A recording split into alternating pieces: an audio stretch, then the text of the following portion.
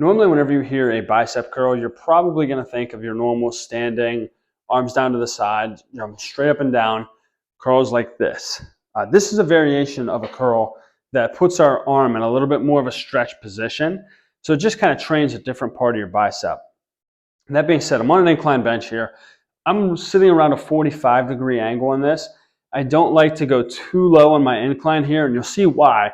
Whenever I lay back, the big part of this movement is that my body's in one plane and my arms are in another.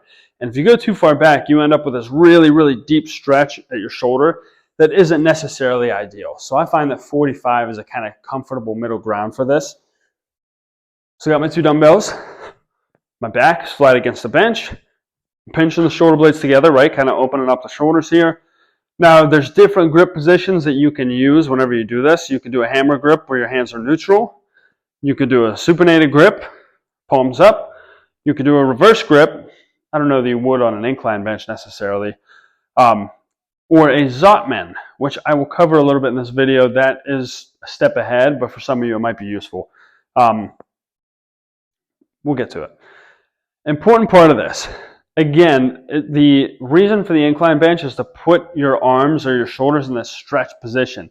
It just trains a different part of the bicep than if you were standing up with your arms in line with your body.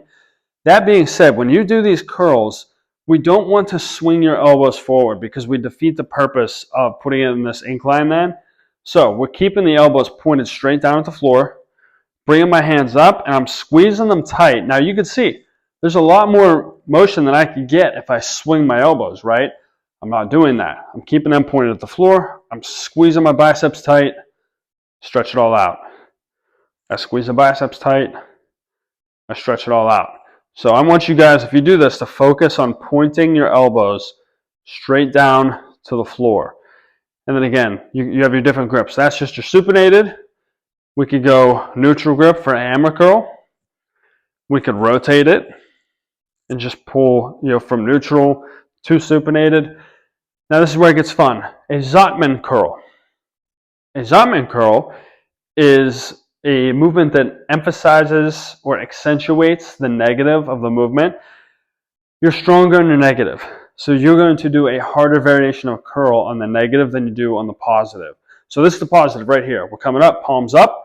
At the top, we rotate our hands over, control down with that reverse grip, and we come back. So palms are up, we rotate, reverse grip, curl down. That reverse grip, it puts a little bit more strain on the muscles of your forearm because you have to hold that tight to not drop your weight. That is a Zotman curl, guys. I'll cover that by itself in its own video, but I know that I've written some programs that have incline Zotmans in them, and so I wanted to make sure I covered it in the incline curl video. That is an incline dumbbell curl with all kinds of variations.